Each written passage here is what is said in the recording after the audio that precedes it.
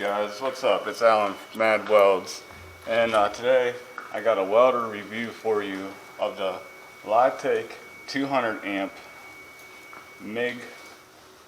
Well, it's a multi-process welder.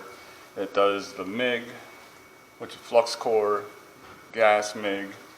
It has the MMA, stick welding, and you can also do TIG welding as well. It has the gas hookup on the back, so like I said, you could do the gas. And I believe on 220 you can max out at the 200 amp mark. And then it's a dual voltage machine as well. It's 110 and 220, and it does come with the adapter plug.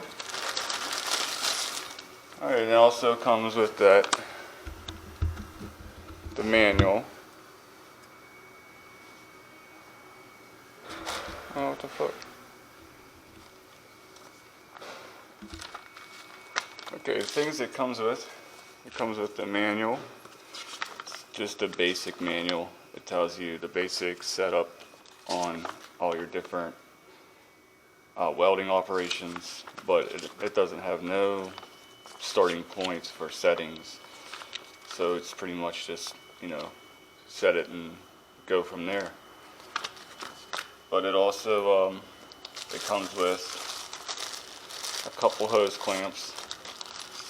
It comes with a gas line, just a cheap basic clear tube.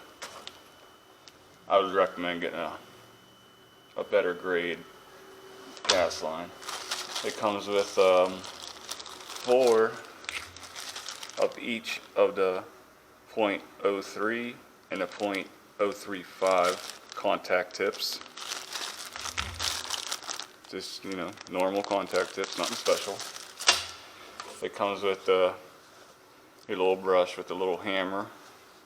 I mean, it's good for a couple uses.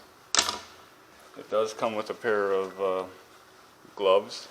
I would not recommend using these for MIG welding because they're not going to hold heat very well, but I use them a lot for TIG welding.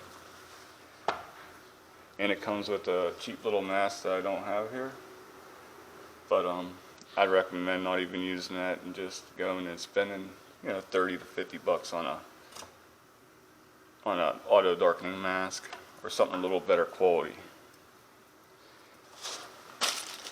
Okay, and it also comes with your basic stick holder. It's just your 300 amp with a very short cord of 5 feet. And it comes with your earth clamp, 300, not the best quality, 5 feet as well. And your about 10-foot long MIG gun. And it comes with, I believe it was 2 of just the standard MIG caps. I bought the fluxcore one at Harbor Freight. It's the only place I could find one that actually fits all my MIGs.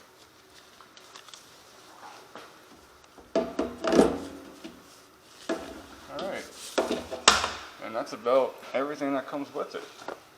So let's take a closer look at the machine itself. Stay tuned. Alright, on the left side you got your wire feed button, where you can adjust your wire feed from all the way as low as 2.1, and you can go as high as 13. I usually just keep it at, for my small little projects I'm at 5, maybe 5.5, and if I'm doing thinner metal I'll go to 4, 4.5. And on the right side you got your voltage. Your voltage you can adjust all the way down to 14, and then you can go as high as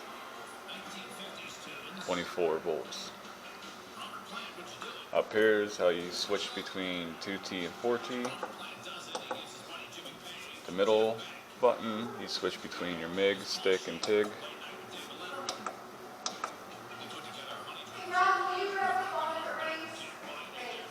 And over here, honestly, I don't really know what that does, but apparently it's not needed. Alright, now I'll get gloved up and I'll do a couple welds with this. And I want you to listen whenever I first create that art, how much of a power it seems to have just creating that art. I mean, I really love this machine. I mean, it seems like it's so much power in a little box. Well, it's about 35 pounds, so it's not that little. But and I'm running this on 110 right now. I did run it on 220 and had great results both times. So, 2 thumbs up for that. Alright, I'll be right back after I get gloved up and we'll do a couple welds. Alright, so yeah, I'm going to do a couple practice welds up on, this is a 1/8 inch, and we'll do a corner weld and we'll see how well that looks.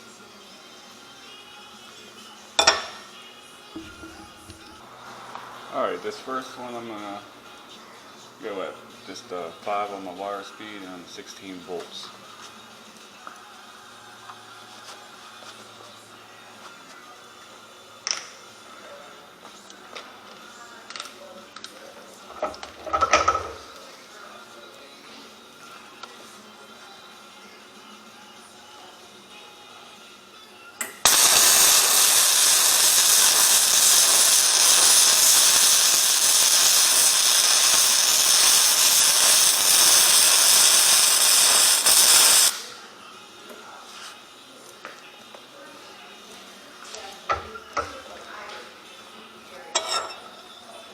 Okay, we'll let that cool off and see what it looks like.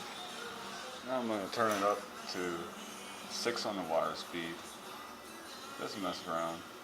I'll turn it up to 17 volts.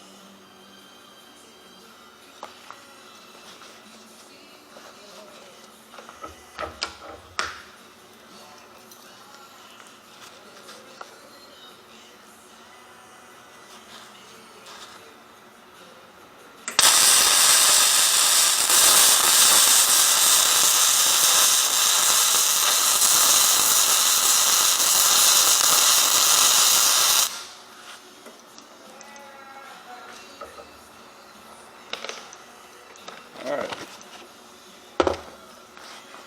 clean that up and check that out. Alright, here's the 5.0 on the wire speed, 16 volts.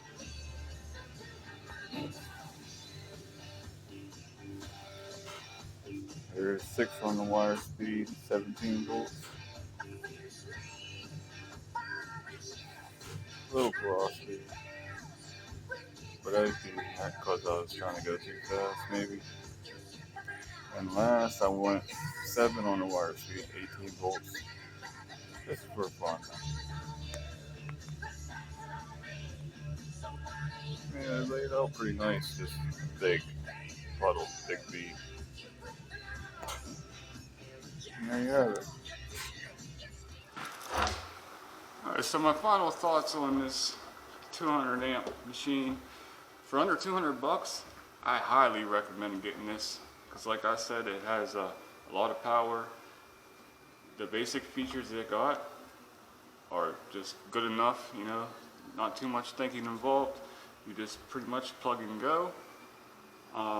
It's a little heavy, so it's not as portable as a smaller, you know, fluxcore welder, but with the options it has, it being gas and fluxcore, I mean, I definitely, like I said, highly recommend it. Been using it probably for over 3 months now on various projects and not one issue at all. So yeah, that's going to be it for today. Don't forget to like, subscribe, and share with your friends. Until next time, stay safe.